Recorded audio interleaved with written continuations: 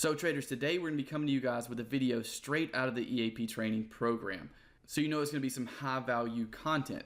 In this video, we're going to be talking about 7 key points that I've learned throughout my backtesting career that have helped me to more accurately predict what the market may do in the future based on those backtesting results. This is something that's extremely important in trading. If you're new, you want to make sure to watch this whole video so you avoid these mistakes for yourself. And if you're struggling in your trading, this may very well be one of the main reasons why you're having trouble getting to that next step in your trading career. Now, throughout this video, we'll be explaining these 7 main steps in backtesting with a lot of detail.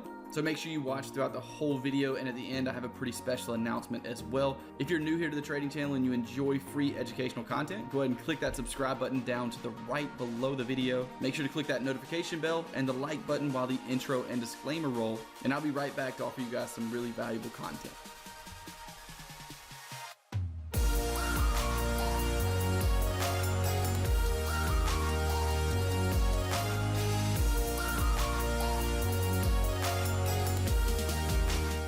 What we're going to do is discuss some universal main points to backtesting. What I mean by universal is that these are going to apply not only to our pullback strategy backtest, but to any backtest you do on any strategy you learn from someone else, learn in the advanced section of this course, or create on your own. So let's go ahead and discuss some of these main points, and after this video, we will dive in how to specifically backtest the pullback strategy. So some of the universal main points of backtesting. Number 1 would be test as if you were really trading. In other words, take this backtest very serious. And the reason this is important is because backtesting is going to be the foundation of your trading strategy. The backtesting you do will give you the opportunity to adjust rules of the strategy in order to improve it. It will give you the opportunity to adjust the stop loss and the target. And once you come up with all of your rules and you have everything you need in order to actually go through with backtesting, you need to take that process extremely serious, because these backtesting results are what's going to give you your estimated ROI, your estimated winning percentage, and most importantly of all, your estimated drawdown, so that you have the opportunity to create a risk management plan around your risk tolerance based on historical performance of this strategy. So that's why it's so important to take this backtesting process extremely serious, and this backtesting process is going to be just as important as live trading. That's why I say rule number 1 is to test as if you were actually trading live. Rule number 2, always test from left to right. Let's discuss a little bit about what that means. Testing from left to right would be, I know I'm drawing all over my words here, guys, but just bear with me.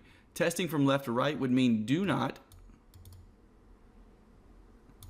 test looking in the middle of your screen. Do not test and say, oh, that's a win, when you can see all of this market data. If you can see all this market data, then you're testing wrong. What testing from left to right would be is only looking at the far right edge of your screen while you scroll to the right, meaning we can't see any of this information to the right. That's the way you want to test. You don't want to test with being able to see what happens next, because that's not giving you a very similar feeling to trading in reality. When we're trading in reality, we cannot see what's to the far right edge of our screen. We can't see past the data that has been created, and that's the way we need to test as well. We need to test as if we can't see the data to the right. And in order to do that, we have to scroll our chart and let the edge of this screen be the only thing that we're looking at right in here. That way, whenever we see an entry candle in the edge of the screen, we're able to make a decision before we see the data that comes afterwards, before we see whether or not that trade won or lost. We'll dive into that a little deeper later on in the video. I'll actually go down to a chart and explain to you guys what I mean by this in a little further detail. But rule number 2, always test from left to right, so you can't see the next data that's going to be produced, and you can't tell whether you won or lost the trade before deciding if it was an entry. Rule number 3, have a solid set of rules written down before you begin to backtest. Now, there is going to be a process before backtesting if you're creating your own strategy, that you go through the market and you just kind of pick out trades and start to create rules. This is not backtesting. This is strategy creation. So during that process, it's not important to have a solid set of rules written down. I would take notes about things that work and didn't work. For instance, the stop loss you're going to use, the different ways you may define trend and structure, the different ways you may define your rules for that strategy. That process is not backtesting. But when it comes to sitting down and you have already done that process, you have these rules in place that you're going to be using based on what you've seen in historical data. have that solid set of rules written down. This way, you're not curb fitting your strategy. You're not going through the market and saying, well, I would have used a 35 pip stop loss here instead of a 30 pip stop. But then you're not implementing that in the previous trades you've tested, nor are you implementing it in the future trades you're going to test. So that's what's called curb fitting. And if you don't have a solid set of rules written down right beside you, you are way more likely to do that, to make that mistake in your back testing process. So make sure to have a solid set in stone rules-based system written down before you begin your back testing process. Now, number 4 follows along with number 3, and this is very important as well. Goes back into do not curb fit your strategy. Do not change any of those rules at all once you have them written down. Once you have them written down on a piece of paper beside you and you're testing, go ahead and finish that test with those rules. And if you notice something else, write it down as a note on that paper. That way you can go back and retest that full section using the new rule you've created. Do not, though, change any rules at all during your back test or curb fit your strategy while back testing, because that will give you non-accurate results and a non-accurate estimation of how the strategy may perform. So, rule number 4, do not change any of the rules at any time once you have a solid set of rules for your system that you're going to be back testing. Number 5 ties in with number 2, always testing from left to right, and that is if available. If your charting platform allows this, always test with market replay. What market replay will do is not allow you to see the future market data. You can replay the market from the beginning of 2018, from the beginning of 2016, however far back you test, and you won't be able to see any of the data after your current candle. It'll print the candles as if the market is trading live, but in replay mode with market data that's already happened, say from the beginning of 2018. So if market replay is available to you, I would always suggest testing with market replay to give you a more similar feeling to trading live. Rule number 6, if you are 1 pip away from being stopped out during your back test, then count that trade as a loss. It would be a very rare situation that in live market data, you get 1 pip away from being stopped out and don't get stopped out. The only situation I can think of is maybe during the market open of the London session at 3 a.m. or the New York session at 8 a.m. and maybe on the euro dollar. That would be the only situation I can think of where if you were 1 pip away from your stop loss, you may not be stopped out, and you still more than likely would be stopped out in that case. So something that I've implemented into my back testing is if I am 1 pip away from being stopped out in my back test, I count that trade as a loss. And number 7, the final main point is to test or count only the trades that you would have been able to complete based on your trading, sleep, or work schedule. So what I mean by this is if you have to sleep for 8 hours a night, right? And let's say we're trading the pullback strategy. I'm going to do this based on Eastern time because that's where I live here in Atlanta, Georgia. So if I know I'm going to be sleeping, let's say from 10 p.m. to 6 a.m., then what am I going to miss? Well, the 4-hour candles close at 5 p.m., 9 p.m., 1 p.m., 5 a.m., 9 a.m., and 1 a.m. That's the schedule for 4-hour candle closes, and that's what this strategy is based on, right? It's 4-hour candle closes. So if that's the case, what am I going to be missing? Well, if I'm asleep from 10 p.m. to 6 a.m., I'm missing the 1 a.m. close and the 5 a.m. close. So those 2 times are times I would not be able to trade, and I need to consider that when looking at my back testing results. Now, that doesn't mean that you don't need to test those. I would point them all out. I would point out every entry that you see and then go back through the specific pair you're testing and discount the trades that are during work hours, during sleep hours, or only count the trades that are within your trading schedule. So these are all main points that I have either struggled with in the past or just learned from my own testing, and it's something I wanted to share with you guys before we begin the back testing process. Also, we'll go ahead and head down to the chart. I'll talk a little more about testing from the left to right, and also I'll show you where TradingView's market replay is. So here we are. Let's say we start testing, and I'm going to give you guys an example of what not to do. We're testing from 7/12. Look down here.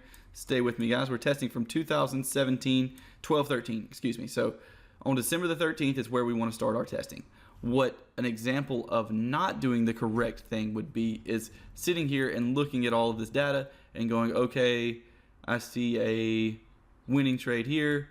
I see a winning trade here. I see a winning trade, winning trade, winning trade. That would be an example of what not to do, because in this case, you're looking at all the data and you're able to see whether the trade won or lost before you actually place the trade. That leaves way too much room for you to curve fit the strategy. So what I like to do is have my rules written down and then scroll the chart to where, if we're trading from 1213, which is right down here, of 2017, our horizontal line, now we can't see any of that data. So since we can't see any of that data, it makes it a lot more similar to trading live. We just zoom the chart in like so, and we go ahead and scroll to the right. You can either do this with the arrow keys on your keyboard or just grabbing with your mouse and scrolling to the right.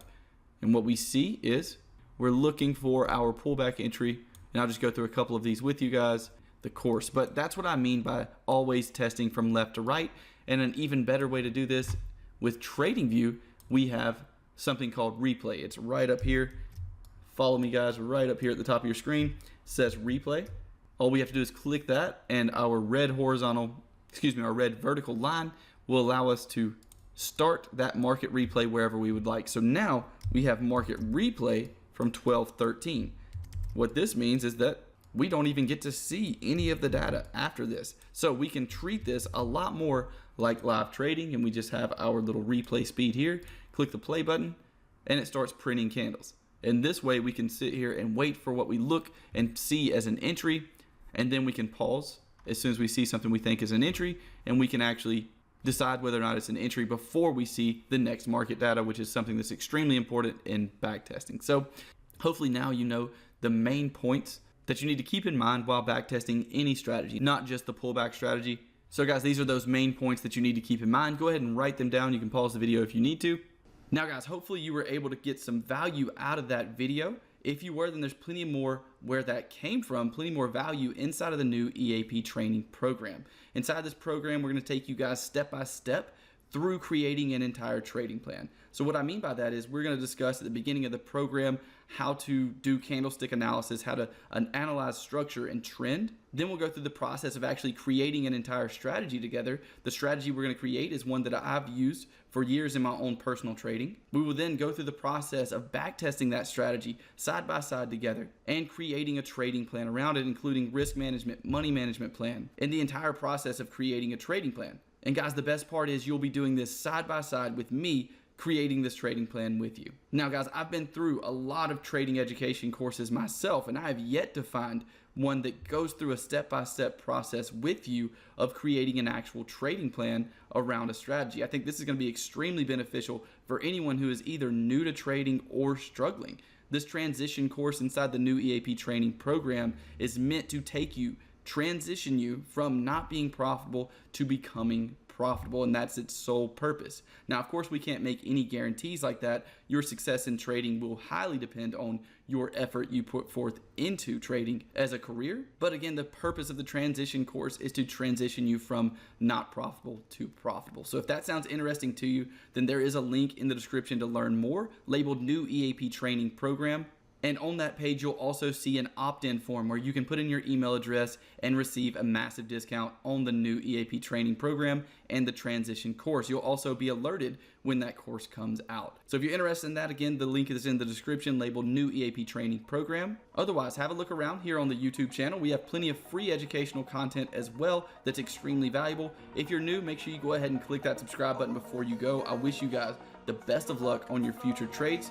Click that like button for me, and I'll see you guys in the next video. The pain I felt is paid for, all is said and done. Oh, I am restricted, fixed upon the web. I need to kick the habit that my mind is breathing in. Break out, I've got to see. Spent all my life holding all of it closely. I played it innocent, a feel of discontent. I'm finally facing it all, fearless.